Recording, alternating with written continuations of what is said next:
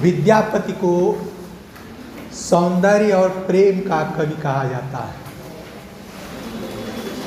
विद्यापति ने सौंदर्य का जो वर्णन किया है उसमें नखशिख वर्णन की प्रणाली का इस्तेमाल किया है। परंपरागत उपमानों के सहारे उन्होंने वर्णन किया है। राधा और कृष्ण के बाह्य सौंदर्य का वर्णन किया ही है, उनकी चेष्टाओं का भी वर्णन किया है, उनकी मन स्थितियों का भी वर्णन किया है और उनके सौंदर्य के प्रभाव का भी वर्णन किया है। ये जो पद है, ए सखी पेखल एक अपरूप, इसमें कृष्ण के सौंदर्य का वर्णन किया गया है और यह वर्णन भी नखशिख वर्णन की प्रणाली पर किया गया है। सौंदर्य का यह चित्रण भी नखशिख वर्णन की प्रणाली पर आधारित है। ए सखी पेखली एक अपरूप, सुनैत मानव सपन स्वरूप, कमल जुगल पर चाँद कमाला, तापर उपजल तरुण तमाला, तापर बेढ़ल बिजुरी लता, कालिंदी तट धीरे चली जाता,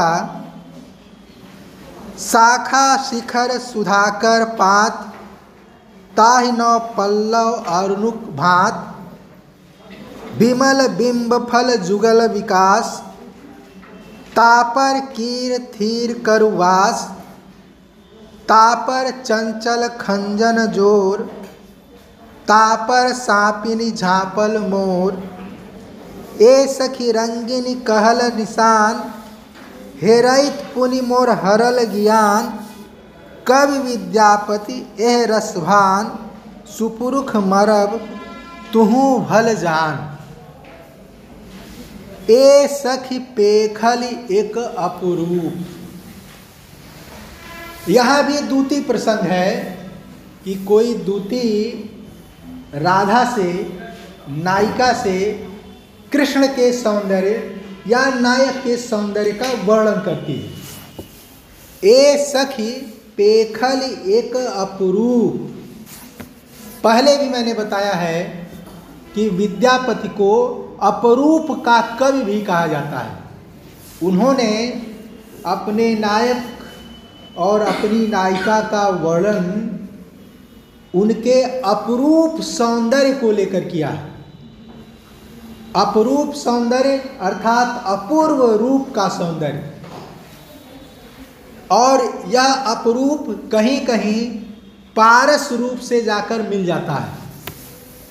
ए सखी पेखली एक अपरूप, हे सखी हमने एक अपूर्व सौंदर्य देखा। सुनैत मानवी सपन स्वरूप, सुनैत मानवी सपन स्वरूप, सुन करके तुमको यह सपने जैसा लगेगा, सुन करके तुम उसको सपना ही मानोगी, क्योंकि ऐसा सौंदर्य वास्तव में होता नहीं है, यह सपने में ही संभव हो सकता है, लेकिन मैंने ऐसा देखा है। वंदे मातरम वाला ये अखिल कुछ कहना क्या? ए सखी पेखल एक अपरूप, सुनैत मानवी सपन स्वरूप, कमल जुगल पर चाँद कमाला, तापर उपजल तरुण तमाला। कमल जुगल पर, कमल युगल, कमल के जोड़े पर, कमल अर्थात दोनों पैर, कमलवत पैर पर चाँद का माला, चाँद की माला है। यहाँ चाँद की माला अर्थात चाँद ही चाँद है। अब ये चाँद की जो माला है यह पैर के नखों के लिए आया है कि कृष्ण के पैर के जो नख हैं वो चाँद की तरह से चमक रहे हैं, सुंदर हैं, आभामय हैं।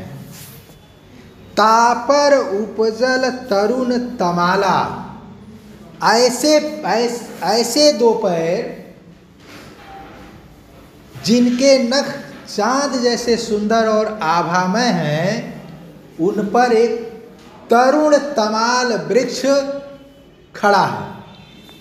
तापर उपजल तरुण तमाला, उस पर तरुण वृक्ष उपजा हुआ है, उदित हुआ है।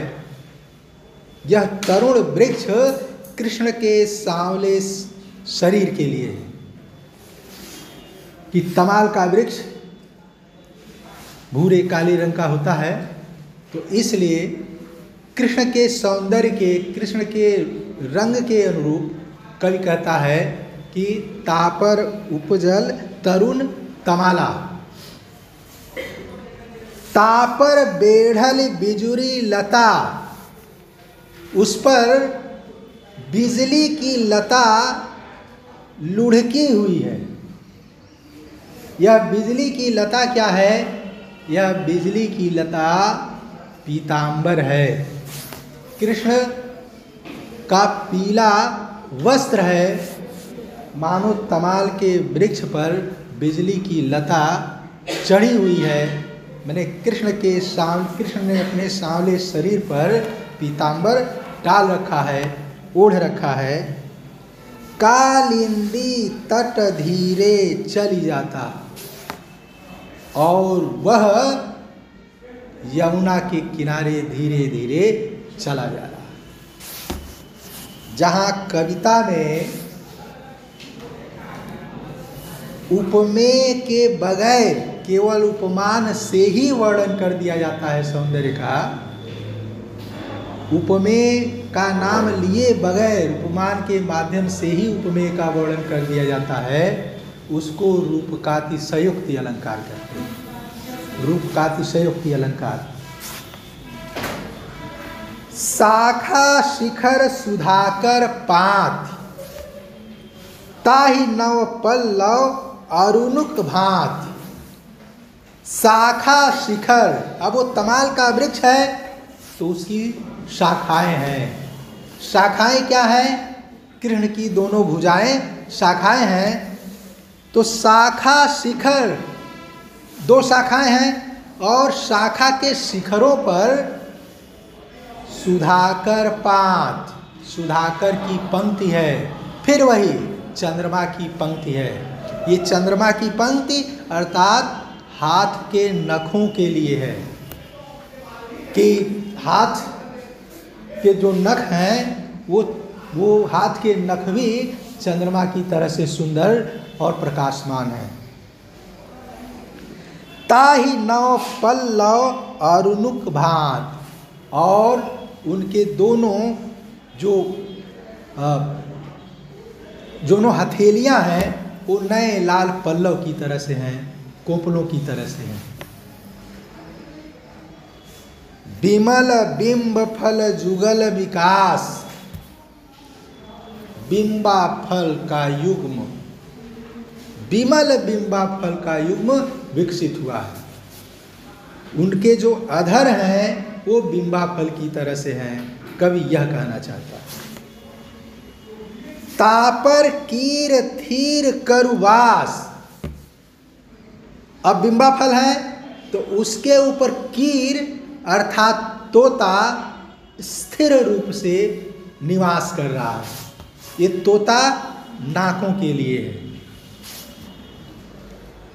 तापर चंचल खंजन जोर, उसके ऊपर चंचल खंजन पक्षियों का जोड़ा है। आँखों की चंचलता के लिए खंजन पक्षी का उपमान कवि ने इस्तेमाल किया है कि उसके ऊपर, माने तोते के ऊपर नाक के लिए तोते की उपमा, तोते का उपमान लिया है। उसके ऊपर 2 आँखें हैं, तो मानो उन आँखों के लिए कवि कहता है कि मानो वो 2 चंचल खंजन पक्षी। तापर सांपिनी झापल मोर, उसके ऊपर खंजन पक्षियों के ऊपर माने आँखों के ऊपर सांपिन सर्पिणी है, झापली मोर और उसको ढके हुए मोर है। सांपिन काले बालों के लिए है और कृष्ण अपने बालों पर मोर पंख लगाए होते हैं, इसलिए कवि कह रहा है कि तापर सांपिनी झापल मोर, ए सखी रंगीनी कहल निशान। हे सखी, मैंने उस सुंदरी का निशान बता दिया है, चिन्ह बता दिया है, उसका संकेत कर दिया है। हेरैत पुनि मोर हरल ज्ञान, दोबारा उसको देखने की इच्छा होती है और उसको देखने पर वह ज्ञान हर लेती है, अर्थात उसको जो देखता है वह सुध बुध खो देता है। कवि विद्यापति एह रसभान, सुपुरुष मरम तुहु भल जान। कवि विद्यापति कवि कह रहे हैं कि एह रसभान, इस रस का ज्ञान, सुपुरुष मरम तुहु भल जान, उस सुपुरुष का जो मर्म है तुम अच्छी तरह से जानती हो। अर्थात वह सखी यह कहना चाह रही है कि जिस सुपुरुष, जिस नायक के बारे में मैं तुमको बता रही हूँ, उस नायक के मर्म को तुम अच्छी तरह से जानती हो, उसके बारे में तुमको अच्छी तरह से जानकारी है। इस पद में भी कृष्ण के सौंदर्य का वर्णन, नायक के सौंदर्य का वर्णन परंपरागत उपमानों के सहारे विद्यापति ने किया है और उस सौंदर्य के प्रभाव का वर्णन भी